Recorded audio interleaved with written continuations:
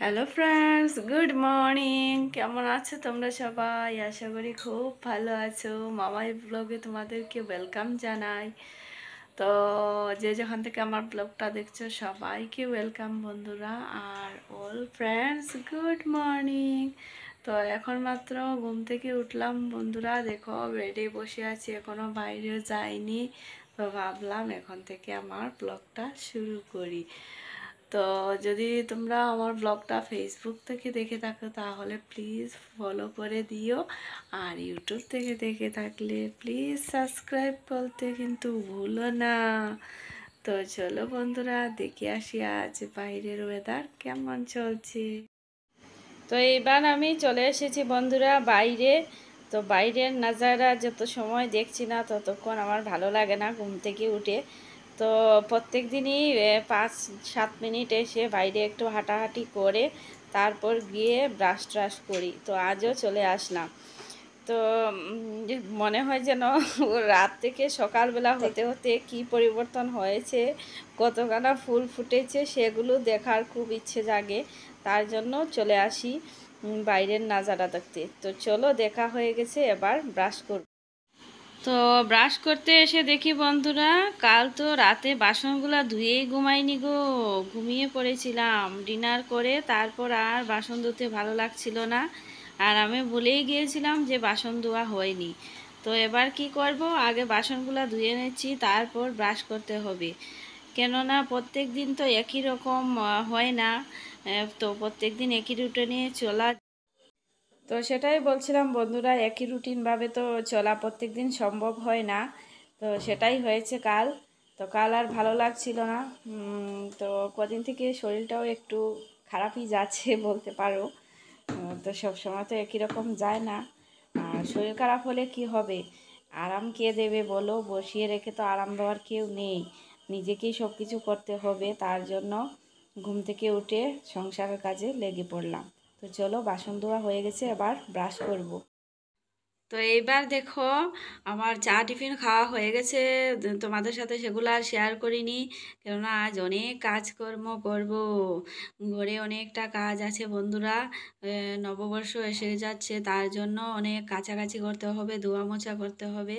তো চা খেয়ে আমার ভাত রান্না হয়ে গেছে। আর এবার দেখো, মুসুর ডাল রান্না করেছি, মুসুর ডাল পুরন দিয়েছি। তো কী কী রান্না করব সেগুলা তোমাদের কাছে শেয়ার করব বন্ধুরা, একটু একটু ফাঁকে ফাঁকে। আর এদিকে দেখো, কোয়াশ কেটে রেখেছি, ভাজি করব। তো চলো, পরে আবার কথা হচ্ছে। তো ডাল ভাত রান্না করে দেখো এবার বসে পড়েছি ডাটা নিয়ে। তো ডাটা কাটাকাটি করব, তারপর রান্না করব। তো ডাটা কাটতে অনেকটা সময় লাগে গো। তো রাতের বেলা অনেক সময় কেটে রাখি, কাল রাতে কোনো কিছুই করে রাখতে পারলাম না। তার জন্য দেখো, আজ কিছু কাছাকাছিও করব। কাপড় ভিজিয়ে রেখেছি, ব্ল্যাঙ্কেট ভিজিয়েছি, ব্ল্যাঙ্কেট নয় সরি, এই যে ছোটো ছোটো কম্বলগুলো হয় না, ওগুলা ভিজিয়ে রেখেছি, ধুয়ে দেব। তো এবার কাটাকাটি করে মাছের তরকারি রান্না করব ডাঁটা দিয়ে, তারপর কাছাকাছি করে শুকোতে দেব।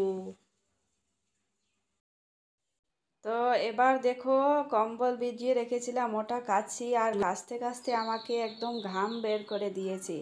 কম্বলটা একদম ঘাম বের করে দিয়েছে, কি বলবো, ঘাম ঝরে ঝরে পড়ছে।